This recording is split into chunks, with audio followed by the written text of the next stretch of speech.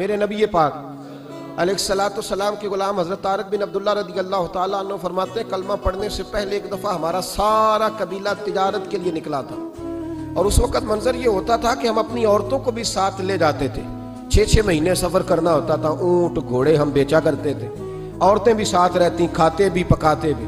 کہتے ہیں ایک سفر سے ہم واپس آ رہے تھے تو مدینے کے باہر صحرا میں ہم نے پڑاؤ کیا، اکیلے رسول پاک صلی اللہ پھر ایک دفعہ پڑھیے گا، ایک دفعہ پھر کہیے گا صلی اللہ تعالی علیہ وسلم۔ کہتے ہیں نبی پاک تنہا اکیلے، حضور نہ سیر کرتے کرتے ہمارے قافلے کے پاس سے گزرے، خیمے لگے تھے، پڑاؤ کیا، محبوب تشریف لے آئے۔ کہتے ہیں حضور سید عالم صلی اللہ تعالی وسلم تشریف لائے، کوئی قبیلے میں سے قافلے میں سے حضور کو جانتا نہیں تھا۔ ایک سرخ رنگ کا اونٹ تھا ہمارے سردار کا جو بکنے سے رہ گیا تھا، بڑا خوبصورت۔ کہتے ہیں نبی پاک کو پسند آ گیا۔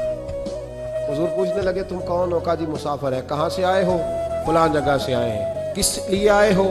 ہم تجارت کی غرض سے نکلے۔ اونٹ بیچو گے؟ بیچنا ہے۔ کتنے کا سودا طے ہوا؟ اس نے کہا اتنے لینے، حضور نے کہا اتنے دینے ہیں، بات طے ہو گئی۔ کہتے ہیں لگام حضور نے پکڑی اور فرمانے لگے وہ سامنے میرا شہر ہے جس کا نام مدینہ ہے، وہ میرا شہر ہے، میں ابھی مدینے جاتا ہوں، اپنے غلام کو بھیجتا ہوں اور تمہیں آ کے نا قیمت دے جاتا ہے۔ محبوب گھوڑے کی لگام تھا، اونٹ کی لگام تھا، میں نکیل تھا، میں اونٹ تھا سرخ رنگ کا۔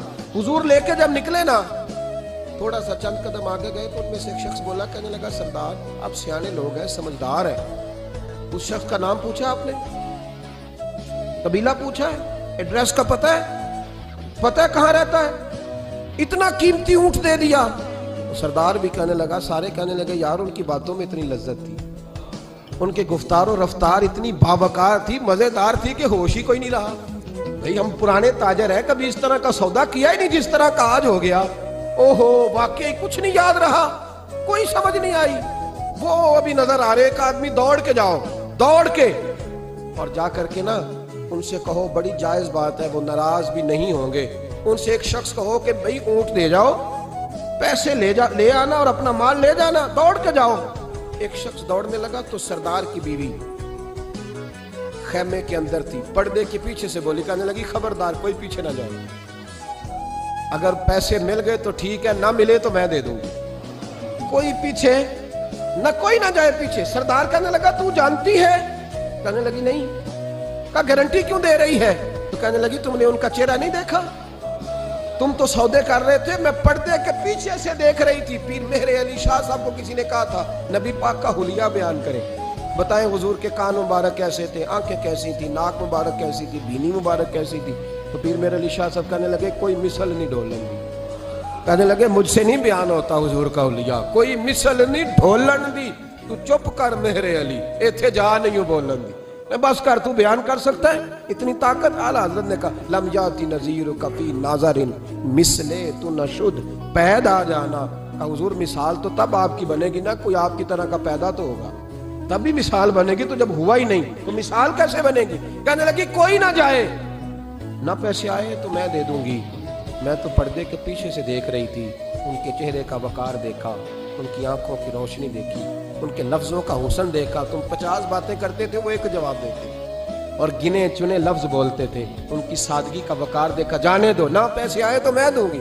کہتے ہیں حضور گئے، تھوڑی دیر کے بعد ایک کالے رنگ کا حبشی غلام آیا، پیسے بھی پکڑے اور اپنی چادر میں نا کھجورے باندھ کے تو پیچھے ڈالی ہوئی، وہ دیہاتی لوگ پیچھے نہیں ڈال لیتے، کھجورے ڈال کے پیچھے۔ کہتے ہیں وہ آئے اور ان کی آنے کا انداز بھی بڑا نرالا تھا۔ کہتے ہیں وہ جھومتے جھومتے اللہ کا ذکر کرتے، اللہ الصمد کرتے پہنچ گئے اور آگے کہنے لگے تم سے میرے نبی نے اونٹ خریدا ہے؟ تم سے؟ کہا ہم سے خریدا ہے۔ کہنے لگے یہ تمہارے پیسے؟ اور پھر چادر کھول کے صحرا پہ بچھا دی، کہنے لگے یہ تمہارے پیسے اور کھجورے کھاؤ، میرے نبی نے تحفہ بھیجا ہے، کھاؤ حضور نے تحفہ بھیجا ہے۔ تو وہ سردار کی بیوی اونٹ ہٹا کے کہنے لگی اور کالے رنگ کے حبشی غلام انہیں کھجورے کھلا اور مجھے اس عزت والی ماں کا نام بتا جس کے گھر میں ایسا لال پیدا ہوا، انہیں کھجورے کھلا اور مجھے اس عظمت والے باپ کا نام بتا جس کے گھر میں ایسا پھول کھلا ہے، وہ قبیلہ تو بتا تو صحیح، وہ کون تھے؟ 2 گھڑیاں رکے ہیں پر خوشبو ہی پھیل گئی ہے، رنگ ہی بدل گیا، تار کوئی مثل نہ ڈھولن دی، تو چپ کر مہر علی، ایتھے جہاں نہیں ہو بولن دی. حضرت طارق بن عبداللہ کہتے ہیں جناب بلال فرمانے لگے وہی تو اللہ کے آخری رسول ہیں, وہی تو خاتم المرسلین ہیں, وہی تو ہیں جنہیں اللہ نے ساری انسانیت کے لیے نمونہ عمل بنایا. کہتے ہیں ہم اونٹ بیچنے گئے تھے پر سارے کا سارا قبیلہ ہی مسلمان ہو گیا.